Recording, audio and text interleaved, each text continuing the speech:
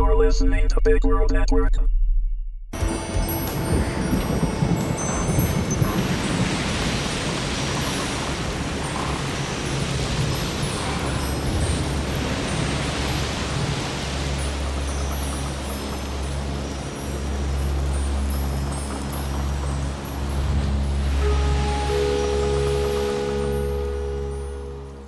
Twin Flame Flare Up, Episode 1. Written by May Woodworth, read by Eliza Ena. Planet Raelion. Lace waved her hands over the glass orb. Her closed eyelids twitched as the scenes encased in the glass changed. Each horror scene was accompanied by a sharp electric jolt. Each peaceful scene was accompanied by a pleasant buzz. There were far more jolts than buzzes coursing through her body. Ansgar chuckled, not raising his head from the task at hand, sharpening the blade of his sword. The top half was laid upon a block of wood. You torture yourself by feeling their chaos. I would think you would be used to Earthlings' battles by now. She turned to him, blowing on her hands. She often wondered if seeing other beings instead of feeling them would be better. Not that she had a choice. Seeing the colors, static energy, and emotion of people was something she had no control over. Small sparks of electricity leapt from her fingertips as they cooled. It's not the battling, dear mate. I'm quite aware that bloodletting, rather it be from the hunt or battle, is part of their makeup. But why can't they see that they are destroying themselves? Why can't they see that they are draining their planet? Ansgar gave a final swipe down the length of the sword and held it up to the suns shining through the open-roofed room. The light glinted off of it, highlighting the intricate etchings on both the hilt and blade. He nodded before carrying it to his wall-mounted collection.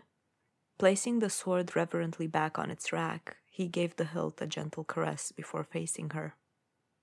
He shook his head slowly as he approached her from behind. They simply do not care. Like you, she murmured.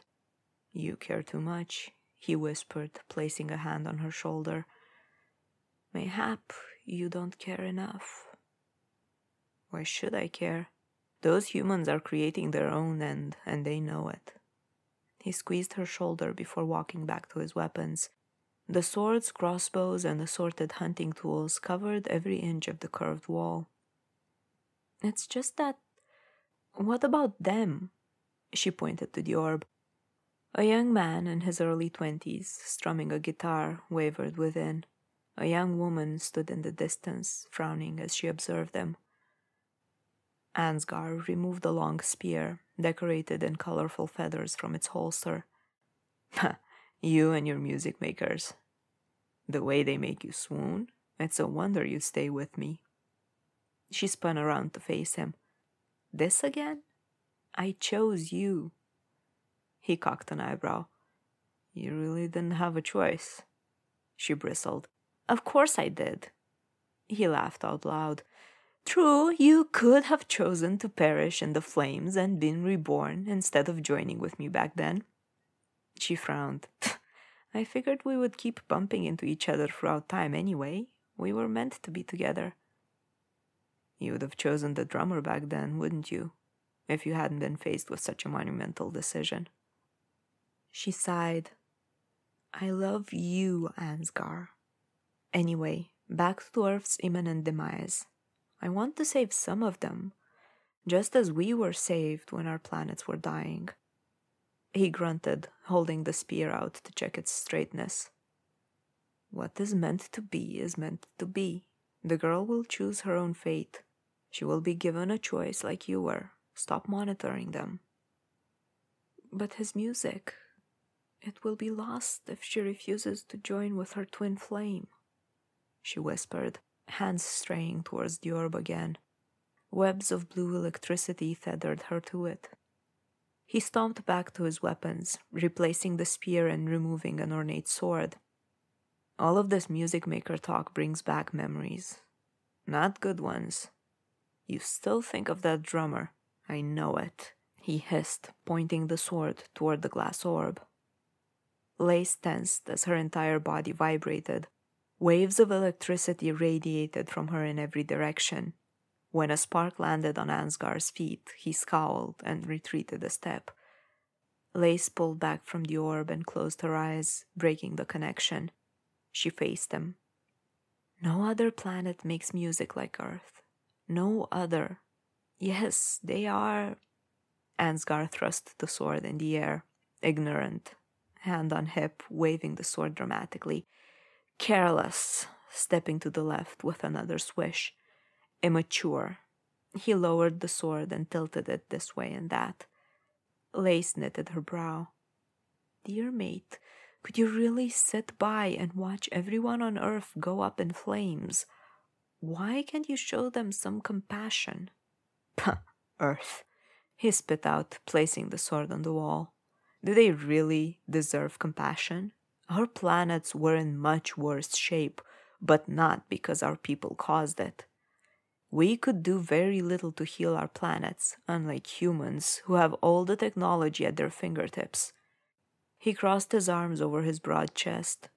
Signs of their own demise are everywhere, and they ignore them.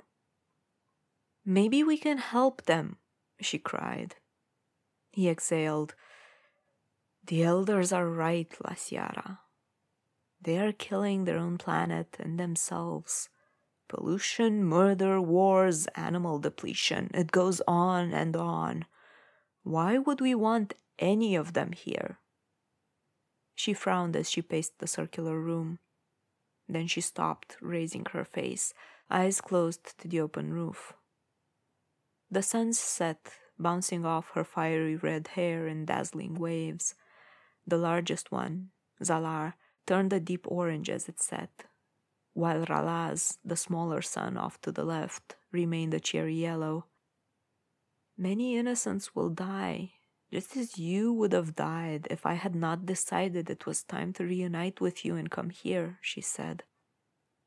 A silence filled the room. She held her hand out. He walked to her and pulled her close. He rested his chin on the top of her head. Many innocents died on our own planets when this same event happened. It has been the way of the galaxies for as long as anyone remembers. Besides, what makes you think you can do anything? Because I can heal illness, shift to other dimensions and planets, and join energies, just like the elders. Maybe I can join some of them. He puffed his chest out. Put your energy into Raelion, not that decaying Earth. He wrinkled his nose at the last word. She sighed. But...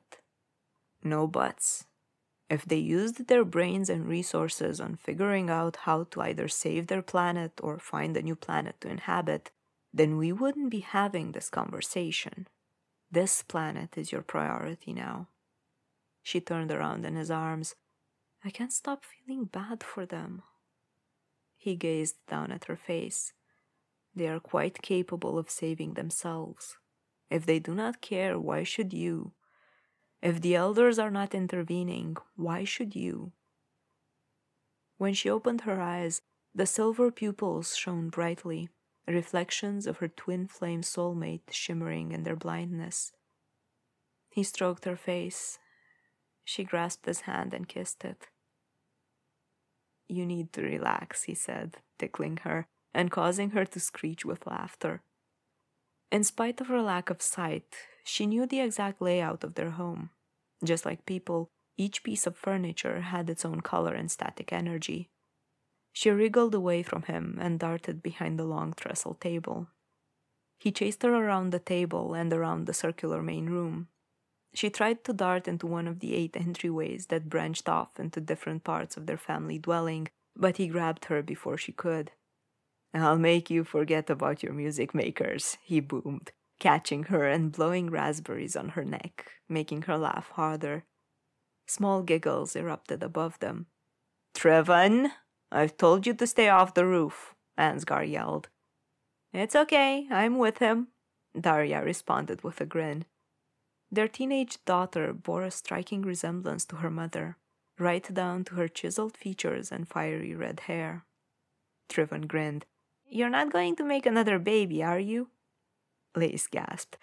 Trevon! Ansgar yelled up to them. I'd run along if I were you, unless you want to find out. Ansgar! It's almost time for their supper, Lace said with a laugh, struggling to get free from his grasp. We're fine, Mama. We're eating at the fire tonight, Daria called down. With that, the two youngsters disappeared. Lace frowned. They don't need me anymore. He grunted. They're not babies any longer. Daria is already 15. Next year she will be in her own dwelling. But Trevon, he's only 10. Plus, how can he take care of himself? You know the way he is. Ansgar laughed. Why? Because he's blind? You do just fine. She sighed. I know, but still. They may not need you as much, but I still do, he whispered. She touched his face. I know, but you're not as cute. He began tickling her again, regaining her screeches and laughter. After a moment, he stopped and squeezed her hand. How about supping at the community fire tonight? Allow someone else to cook for us. You don't have to do everything, you know. You are the leader. She smoothed her gown down and nodded. Oh. She grasped his hand as they walked towards the entryway.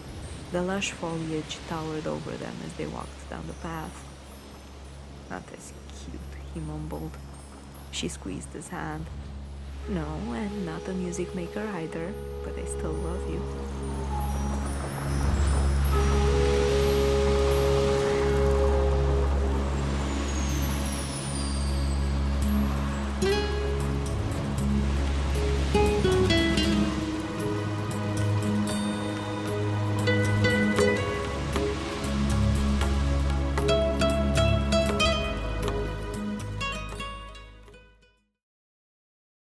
Music provided by Roger Palmer. TuneCore.com/music/Palmer Music. You're listening to Big World Network.